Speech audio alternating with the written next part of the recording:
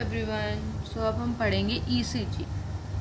Last video में हमने देखा कि क्या सिम्टम्स होते हैं और कैसे उसको हम देख सकते हैं, क्या क्या कोज हो सकते हैं। Now ECG that is electrocardiogram. सबसे पहले इसको डिफाइन करते हैं तो it is a sequential sum of depolarization and repolarization of myocardial cells. मतलब कि जो डीपोलराइजेशन का एक्शन हो रहा है, रीपोलराइजेशन हो रहा है, जितने भी हमारे मायोकार्डियल सेल्स प्रेजेंट है उन सब का एक सम, उसको हम ईसीजी पे देखते हैं।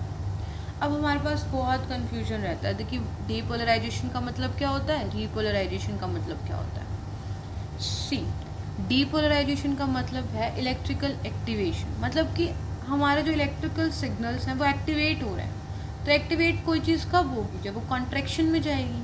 सो डैट इज़ डीपोलराइजेशन। बहुत लोगों को ये मतलब ही नहीं पता होता कि what is depolarization, what is repolarization. So शायद अब क्लियर हो गया होगा कि डीपोलराइजेशन का मतलब कॉन्ट्रैक्शन। इसको हम डीसी से याद कर लेते हैं, डीसी डीपोलराइजेशन कॉन्ट्रैक्शन, और रीपोलराइजेशन में R that is repolarization and relaxation. ठीक है, तो हमारे पास ये ईसीजी की वेव्स हैं, that is P Q R S T. अब इसको हम अलग अलग सेगमेंट में डिवाइड करते हैं, इंटरवल में डिवाइड करते हैं। आज तक ये भी किसी को नहीं पता होगा कि what segment means and what interval means. तो देखते हैं कि हमें ये तो पता लग गया कि हमारी नॉर्मल वेव्स हैं, तो हमारे उसके अंदर क्या है, कुछ पार्ट सेगमेंट्स होता है, कुछ पार्ट इंटरवल होता है। तो व्हाट सेगमेंट मीन्स, देखो सेगमेंट क्या होता है, it is a flat line between two waves. Suppose मेरे पास ये दो वेव हैं, तो this flat line is known as segment.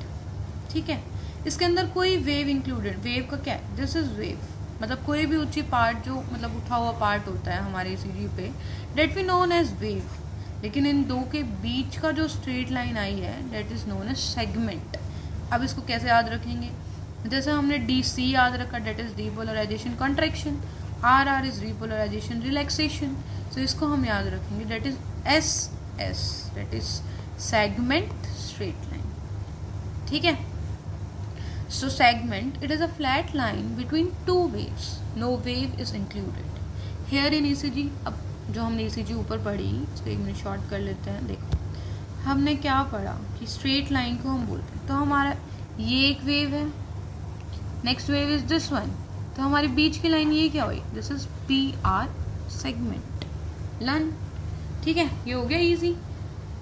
अब नेक्स्ट आता है, ये वेव आ रही है, ये वेव आ रही है, कोई स्ट्रेट लाइन नहीं है।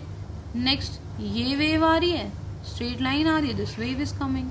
तो स्ट्रेट लाइन किसके बीच आ रही है, एस टी सेगमेंट। कितना इजी हो गया, ये स्ट्रेट लाइन, ये straight line, these are known as segment. अब नेक्स्ट आता है इंटरवल। अब इंटरवल का क्या मतलब है, इट इंक्लूड्स वन और मोर वेव्स प्लस कनेक्टिंग सेगमेंट। अब कनेक्ट कौन कर रहा है, दो वेव्स को एक सेगमेंट ही कनेक्ट कर रहा है, तो that is known as interval. अब इंटरवल को देखो कैसे देख लेंगे, पी आर इंटरवल। देखो हमने पढ़ा कि दो वेव होंगी, सी ये एक वेव है, ये स्ट्रेट लाइन है और ये है। अब दो वेव होनी चाहिए, तो दो वेव किसके बीच आ रही है, पी आर के बीच, और स्ट्रेट लाइन जो हो गई वो सेगमेंट। तो हम इसको क्या बोल देंगे कि भाई पी आर सेगमेंट और पी आर इंटरवल। ठीक है, दो वेव।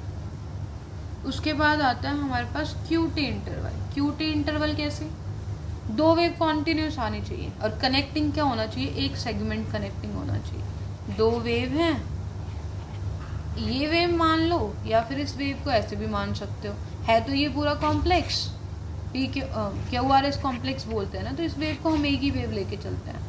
तो ये वाली वेव कनेक्ट करने वाला सेगमेंट और एक और वेव, तो क्या बन गया हमारे पास, कहाँ से शुरू करी हमने, क्यू से, एंड कहाँ पे हुई हमारी वेव, टी पे। So this is Q T interval.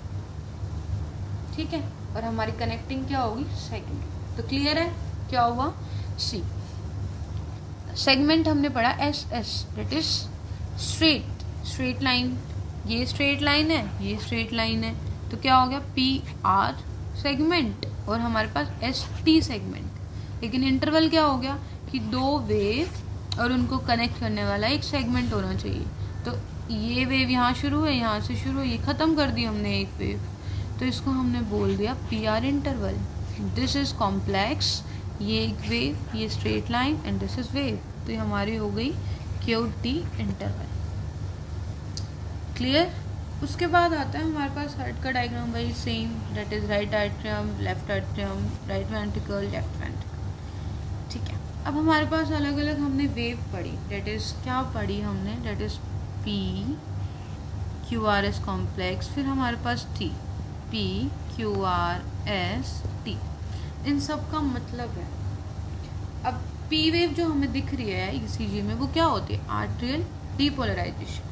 अब मुझे पता है कि आप सबको क्लियर हो गया होगा डीपोलराइजेशन का मतलब, डी सी क्या था, हमने क्या पढ़ा, डेट इज कॉन्ट्रैक्शन, तो आर्ट्रिया कॉन्ट्रैक्ट करेगा। तो उसके बाद क्यू वेव कैसे आएगी, इनिशियल वेंट्रिकल, अब आर्ट्रिया के बाद वेंट्रिकल आ गए तो वेंट्रिकुलर डीपोलराइजेशन, पहले आर्ट्रिया ने कॉन्ट्रैक्ट किया, उसके बाद वेंट्रिकल्स ने कॉन्ट्रैक्ट किया। उसके बाद आता है आर वेव, ये होती है मेन वेंट्रिकुलर डीपोलराइजेशन। ओके, अब आता है हमारे पास एस वेव, ये फाइनल है कि अब खत्म हो गया, अब कॉन्ट्रैक्शन खत्म हो गई।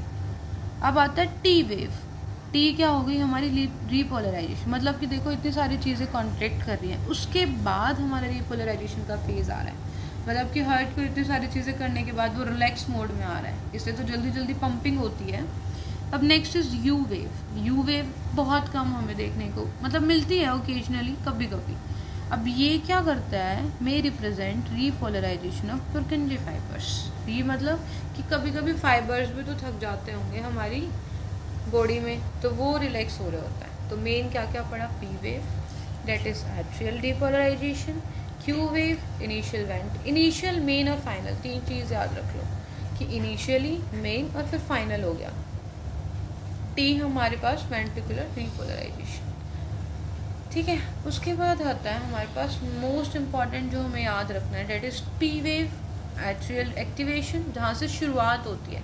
फिर हमारे पास आते हैं क्यू आर एस कॉम्प्लेक्स, वहाँ पे वेंट्रिकल्स एक्टिवेशन होती है। टी वेव हमारे पास वेंट्रिकल की रिकवरी होती है। ओके, अब हमारे पास आता है नॉर्मल ईसीजी की वैल्यू। नॉर्मल ईसीजी की वैल्यू क्या है, मतलब कि अब देखो हार्ट रेट हमारी नॉर्मल कितनी होती है, that is 60 to 100 beats per minute. याद रखना है, ये सब याद रखने वाली चीज़ें हैं, वी हैव टू डू रट्टाफिकेशन। So heart rate is 60 to 100 beats per minute, ये सबको पता ही होता है। नेक्स्ट इज पी वेव का ड्यूरेशन कितना होगा, ये हमारे लेस देन 3 स्मॉल स्क्वायर्स, जब हम ईसीजी पढ़ेंगे हम देखेंगे उसमें कैसे देखते हैं। ठीक है, नाउ अब एम्पलीट्यूड, एम्पलीट्यूड का मतलब क्या होता है कि कितनी हाइट होनी चाहिए पी वेव की। बहुत टफ है ईसीजी, बट अच्छे से पढ़ोगे तो हो जाएगा। तो वो होना चाहिए लेस देन 2.5 mm। फिर आता है P R interval, P R interval कितना होना चाहिए, 0.12, 0.12, 0.20 सेकेंड्स। ये इजी रहेगा, याद रखो इसको, 3 to 5 स्मॉल स्क्वायर्स। ठीक है, क्यू आर एस की ड्यूरेशन क्या होती है, less than 3 small squares. QT interval क्या होता है, डिपेंड ऑन हार्ट रेट।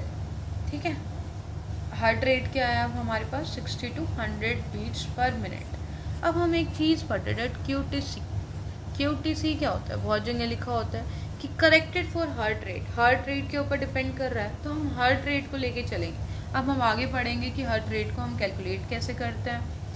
ठीक है, ये एसटी सेगमेंट आइस्टो इलेक्ट्रिक होता है, बेस लाइन इसको बोलते हैं एसटी सेगमेंट। टी वेव क्या होती है, अपराइट होनी चाहिए मोस्टली लीड्स के अंदर। ये कुछ एक्स्ट्रा पॉइंट्स हैं, ये देख लेना। उसके बाद आ जाता है हमारी नॉर्मल ईसीजी, जो हमने अब तक पढ़ा उसको हम क्या क्या कैसे कैसे देखते हैं।